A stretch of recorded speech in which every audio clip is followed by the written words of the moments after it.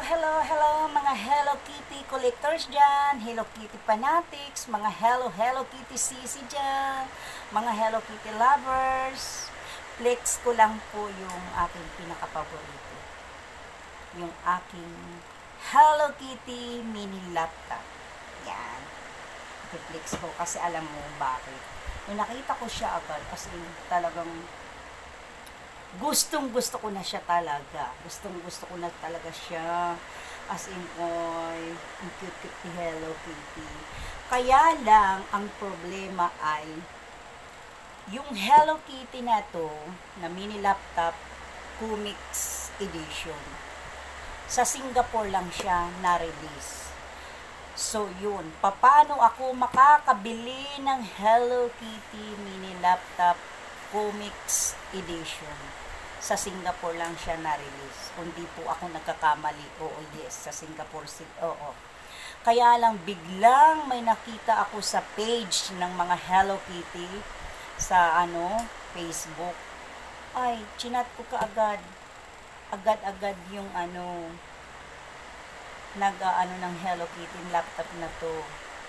Shout out kay ano bang pangalan niya? Ay, nakalimutan ko. Pag naalala ko mamaya. Sino ba yun? Oo. Ayan. Flex ko lang ang aking pinakapaborito kasi gustong gusto ko talaga siya. Itong Hello Kitty mini laptop Comics Edition. Release lang siya sa Singapore. Ayan. Nakakalimutan ko lang kung ano bang pangalan ng binilhan ko nito. Oo. Kasi sa Singapore lang siya eh. Di ba? Cute-cute naman ang mini laptop. Box pa lang eh. Ang cute-cute na. Ayan. Windows 10. Hello Kitty 11.6 laptop Comics Edition. Ayan, ito po. Ayan. Ayan. Diba? Kitty Kitty. Ayan. So, eto po siya. Si Hello Kitty. Hello Kitty. Print po talaga siya sa hindi po siya talaga sticker. Hindi po. Ayan. So, lagyan natin siya. Uy, meron siya talagang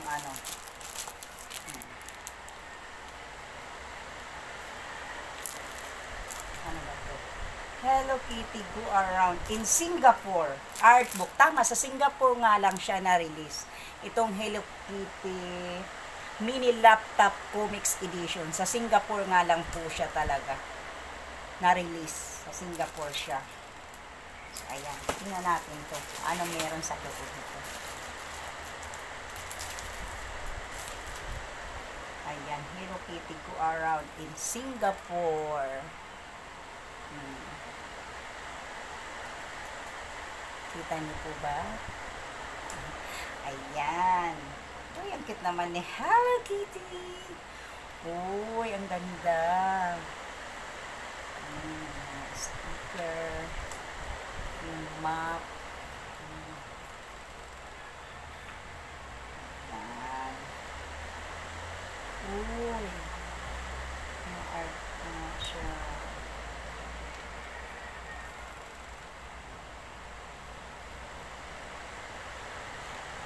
Hello Kitty Passion. Sunday Friends Express. Ayan. Toy shop. Oh, hello. Uy, ang cute naman. Red na red. Oh, red na red si Hello Kitty.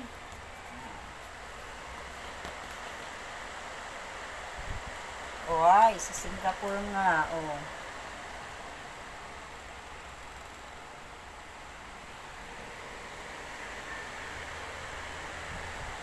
Diba? Oh. Oh, meron sintusa. Oh. Si Hello Kitty.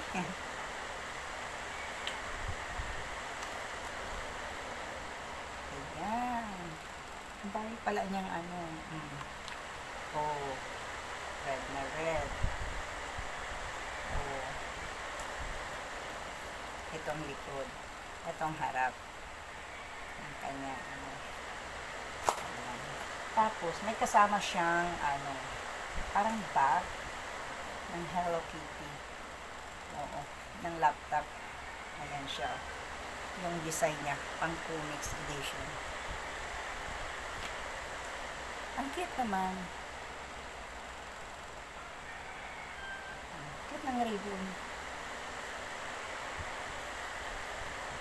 Para siyang tela siya, pero parang leather. Pero siya parang print, naka-print siya talaga. Hindi po siya sticker, ha. Kasi nakaano siya talaga sa tela. Tapos, buksan natin ang laptop. Say hello, hello, Hello Kitty mini laptop comics edition. Ayan. Buksan natin. Uy, ayan. Say Hello Kitty.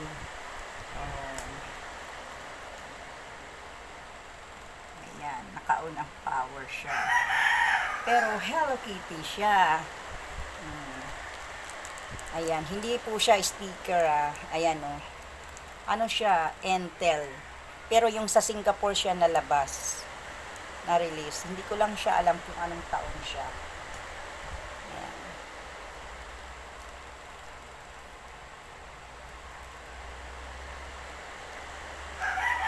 Ang cute ng aking Hello Kitty mini laptop. Kaya gustong-gusto ko siya noon talaga. Talagang nung unang kita ko, talagang gusto ko. Gusto ko talaga si Hello Kitty. Oh. Diba? Ang cute. Yan.